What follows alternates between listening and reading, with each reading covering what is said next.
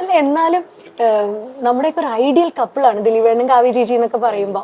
അപ്പൊ ഈ എന്ത് കാര്യത്തിന് അപ്പൊ വഴക്കുണ്ടാവണേ? ചുമ്മാ പറഞ്ഞാണ് ഒരു പ്രാസത്തിന് പറഞ്ഞു നോക്കിയതാ. അല്ല ഒന്നും അത് വലിയ വാർത്തയാക്കല്ല കേട്ടോ. അയ്യോ എന്റെ ദൈവമേ, ഞാൻ എന്തെങ്കിലും ഉണ്ടാക്കുന്നുണ്ടോന്ന് ചോദിച്ചപ്പോ വഴക്കൊക്കെ ഉണ്ടാക്കാൻ ശ്രമിക്കുന്നു, അങ്ങനെ പറഞ്ഞു പോയതാണ്. ദൈവമേ, അയ്യോ ഒന്നുമില്ല, ഞാൻ പറഞ്ഞില്ല.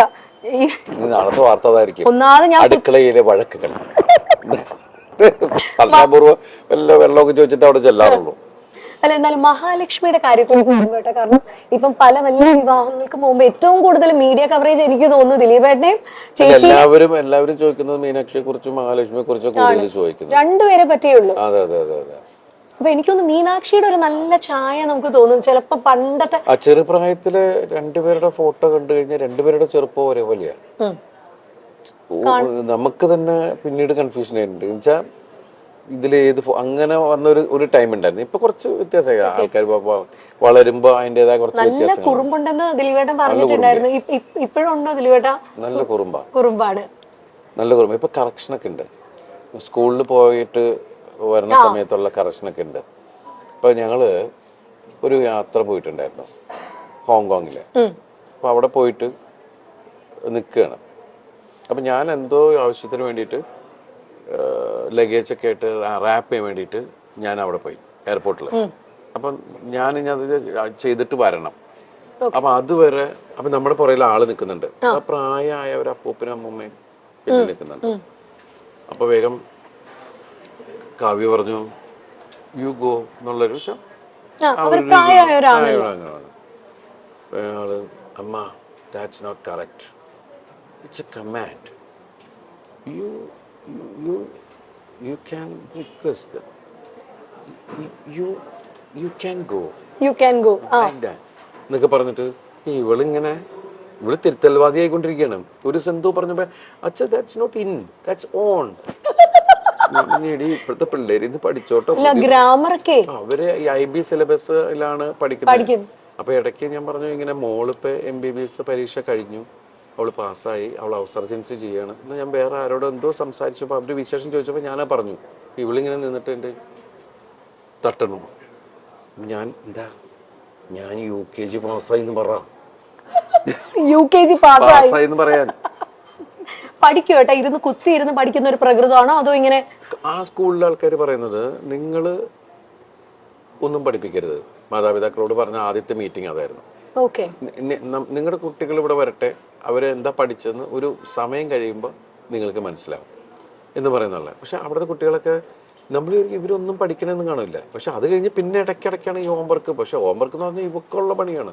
അത് എല്ലാ മാതാപിതാക്കൾക്കും അത് കൂടുതൽ അമ്മമാരാണ്. ഇപ്പൊ കണ്ടില്ല, അത് വരച്ച് അതൊട്ടിച്ച് ഇത് വെച്ച്. ചേച്ചി ആയിരിക്കും അല്ലേ ഇരുന്ന് ചെയ്യുന്ന? കാരണം ഇല്ല, കാവ്യാണ് ചെയ്യുന്നത്. ഇവളുടെ ചേച്ചിയാന്ന് ചോദിച്ചു.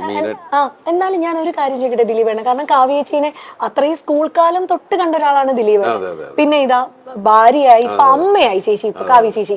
അപ്പൊ ഈ ഒരു ട്രാൻസിഷൻ എങ്ങനെ നോക്കി കാണുന്നു ദിലീപേണ്ണ? വളർന്നുകൊണ്ടിരിക്കൂല, അപ്പൊ നമുക്കൊന്നും ചെയ്യാൻ പറ്റില്ല. എന്നാൽ ഈ അമ്മയായപ്പോ ഭയങ്കര റെസ്പോൺസിബിൾ, ഒരല്പം വഴക്കൊക്കെ പറയുന്ന ഒരു അമ്മയായോ ചേച്ചി, അതോ സോഫ്റ്റ് ആയിട്ടുള്ള അമ്മയാണോ? സോഫ്റ്റ് ഒന്നുമല്ല, പെട്ടെന്ന് അത് പണ്ട് തുടങ്ങി നമുക്ക് പെട്ടെന്ന് ദേഷ്യം വരുന്ന ഒരാളാണ്, ഷോർട്ട് ടെമ്പേർഡാണ്. അപ്പം അത് ഞാൻ പറയാം, കൊച്ചുങ്ങളെ തല്ല, അങ്ങനെ വഴക്ക് പറ, അങ്ങനെയും ചെയ്യരുത്. അതിനെ പറഞ്ഞ് മനസ്സിലാക്കിയാൽ മതി. പിള്ളേർക്കൊക്കെ നമ്മൾ ഏത് കുട്ടികളാണെങ്കിലും പറഞ്ഞ് മനസ്സിലാക്കി കഴിഞ്ഞാൽ അതിൻ്റെ ഒരു രീതിയിൽ അവർക്ക് മനസ്സിലാവും. അല്ല തല്ലപ്പെടുത്ത അങ്ങനത്തെ പരിപാടി മീനുട്ടിനെ ഇന്നുവരെ തല്ലിയിട്ടില്ല. ഇപ്പൊ മീനുട്ടി പഠിച്ച് ഡോക്ടർ എന്ന് പറയുന്ന സ്ഥലത്ത് വരെ എത്തി. പക്ഷെ നമുക്ക് ദൈവം അനുഗ്രഹിച്ച് ഇന്നുവരെ തല്ലിട്ട് വന്നിട്ടില്ല. അവളെ വളരെ ഇതായിട്ട് വിളിച്ചു കഴിഞ്ഞാൽ അപ്പൊ തന്നെ അവൾക്ക് മനസ്സിലാവും, ടോൺ മാറിയാ മനസ്സിലാവും. അപ്പൊ അതുമല്ല, നമ്മള് പല കുട്ടികൾ കുസൃതികൾ തന്നെയാണ്. ഇവക്കൊരടി കൊടുത്തിട്ടുണ്ട് ഞാൻ. കാരണം വെച്ചിട്ട് എന്തോ എടുത്തു വായിരുന്നു, പക്ഷെ പിന്നീട് എടുത്തിട്ടില്ല. ആരെ പോയിട്ട് പുറകെ പോയിട്ട് പിടിക്കുകയാണ്. അപ്പൊ ആദ്യം തുടരുന്ന് പറഞ്ഞു, പക്ഷെ നോക്കിയിട്ട് പിന്നെയും പോവുക. അപ്പൊ അതോടെ അപ്പം പക്ഷെ എനിക്ക് തോന്നുന്നു ദിലീപേട്ട ഭയങ്കര നേരം പോക്കായിരിക്കും ആളും കൂടെ ഉള്ള സമയത്തൊക്കെ. ഞാൻ മീനാക്ഷി ഉള്ള സമയത്ത് ശരിക്കും പറഞ്ഞാല് എനിക്കത് മിസ് ചെയ്തിരുന്നു. ഞാൻ ആ സമയത്ത് എൻ്റെ സിനിമകൾക്ക് ഭയങ്കര ഹിറ്റുകളും, ഞാൻ ഓരോ സിനിമയുടെ പുറകെ ഇങ്ങനെ കണ്ടിന്യൂസ് സിനിമയുടെ പുറകെ പോകല. അപ്പൊ ആ സമയത്ത് ശരിക്കും പറഞ്ഞാൽ ആ പ്രായം എനിക്ക് ആസ്വദിക്കാൻ പറ്റിയിട്ടില്ല. ആ 2-3 വയസ്സ് എന്ന് പറയുന്നത് ശരിക്കും മിസ്സിങ് തന്നെയാണ്. അതെനിക്ക് ഇവിടെ കിട്ടി. കാരണം ആ സമയത്ത് ശരിക്കും കോവിഡായി വീട്ടിലായി എല്ലാം ആയിരുന്നപ്പോ എനിക്ക് അതില് വേറൊരു സങ്കടം എന്ന് വെച്ചിട്ടുണ്ടെങ്കിൽ ഞാൻ 1.5 വർഷം പുറത്തേക്ക് പോകുന്നില്ല നമ്മളാരും. പിന്നെ ഞാൻ പോയത് നാദൃശ്വരം മോളുടെ ഐഷുന്റെ കല്യാണത്തിനാണ് പോയത്.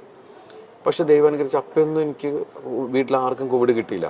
അത്രയും ക്രൗഡിന്റെ ഇടയിലാണ് നമ്മൾ പോയിരുന്നത്. എത്ര ദിവസം ഉണ്ടായിരുന്നു ആ കല്യാണം. അപ്പൊ എല്ലാവരും ഭയങ്കര ആവേശത്തിൽ അതിന്റെ ഇതിൽ നിൽക്കണം. നമ്മുടെ വീട്ടിലൊരു കല്യാണം നടക്കുന്ന പോലെയാണല്ല.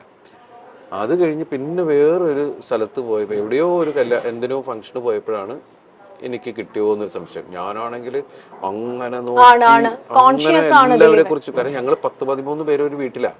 അപ്പൊ ഒരു സാധനം വന്നു കഴിഞ്ഞാൽ അതിനെ പിടിച്ച് മഞ്ഞളൊക്കെ മുക്കി മറ്റു എന്നൊക്കെ പറഞ്ഞ് ഒരുപാട് കാര്യങ്ങളൊക്കെ ചെയ്തിട്ടാണ് അടുക്കളയിലേക്കൊക്കെ പോണത്. അത് അങ്ങനെയൊക്കെ ഒരാളെ തൊട്ടപ്പ തന്നെ ഇത് അടിക്കുക.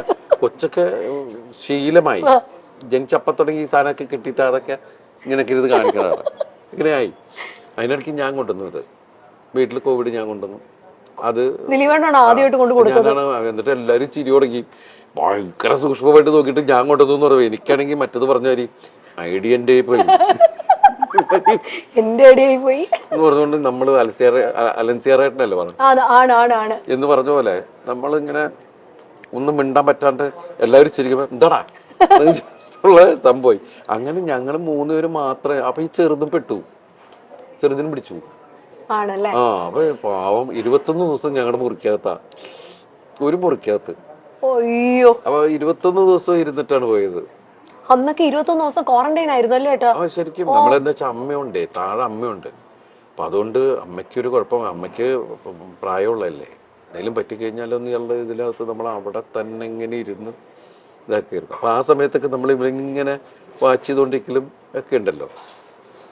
ഏതാണ്ട് 2 ആ സമയത്താണ്. അതുകൊണ്ട് വെച്ചാൽ എല്ലാവരും വീട്ടിലുള്ളതുകൊണ്ട് പെട്ടെന്ന് മലയാളം സംസാരിക്കാൻ. തങ്കമണിയുടെ റിലീസിനെ പറ്റിയൊക്കെ മഹാലക്ഷ്മി, മീനാക്ഷി ഒക്കെ എന്നാ പറയുന്നു കേട്ടോ അവര്? അല്ല, എല്ലാവരും ഇപ്പൊ സോഷ്യൽ മീഡിയയിൽ ഇത് വരുന്ന മീനാക്ഷി ശരിക്കും നല്ല ആസ്വാദകയാണ്. ഇപ്പൊ എല്ലാ സിനിമകളും കാണും. ലിമിറ്റഡ് ആയിട്ട് മീനാക്ഷി സംസാരിക്കാറുള്ളൂ. അധികം സോഷ്യൽ മീഡിയയിൽ അങ്ങനെ വളരെ സൈലന്റ് ആണ്. എല്ലാ സ്ഥലത്തും കൂടുതൽ ലിസണറാണ്. എന്റെ പോലെയുള്ള ആള് തന്നെയാണ്. അങ്ങനെ എനിക്ക് തോന്നുന്നത് സ്വഭാവം കാവ്യയുടെ ഇവക്കുള്ളത്. അവള് ചെന്ന എവിടെയും ഭയങ്കര വർത്താനവും ആ ഏരിയ മൊത്തം അവളുടെ ഏരിയയിലാക്കി കളയും. എല്ലാ തമാശയൊക്കെ പറഞ്ഞ എല്ലാവരും അവളായിട്ട് ഒരു കംഫർട്ട് സോൺ ഉണ്ടാക്കി കളയും. അത് തന്നെയാണ് ഇവളുടെ സംഭവം. നമ്മൾ രണ്ടുപേരും വളരെ സൈലന്റ് ആൾക്കാരാ ശരിക്കും പറഞ്ഞു. അല്ല, എന്തായാലും അതുകൊണ്ട് ഭയങ്കരമായിട്ട് ബാലൻസ് ആയി. ഇപ്പൊ ദിലീപേട്ടന് വേണ്ടി വെജ് ആണ് കേട്ടോ കൊണ്ടുവന്നേക്കുന്നേ. കഴിക്കട്ടെ, അതിന്റെ ഇടയിൽ ഞാൻ ആണ്. അല്ല, ദേയ്പൂട്ടില് ഫുഡിന്റെ കാര്യം പറയണം. ഇവിടെ ഒരു ഭയങ്കര വൈഡ് റേഞ്ച് ഓഫ് മെനു ആണ് ഇവിടെ ദേയ്പൂട്ടിലുള്ളത്. കാരണം ഞാനും കെട്ടിയനും കൂടെ വന്ന ദിലീപേട്ട പുള്ളി എപ്പോഴും കഴിക്കുന്ന ഇലയിലൂണാണ്. ഇവിടുത്തെ ഇലയിലൂണ്. ഞാനും കഴിക്കാറുണ്ട് ഇലയിലൂണ്. ഞാൻ പൊതിച്ചോറൊക്കെ വാങ്ങിച്ചോണ്ട് പോകും.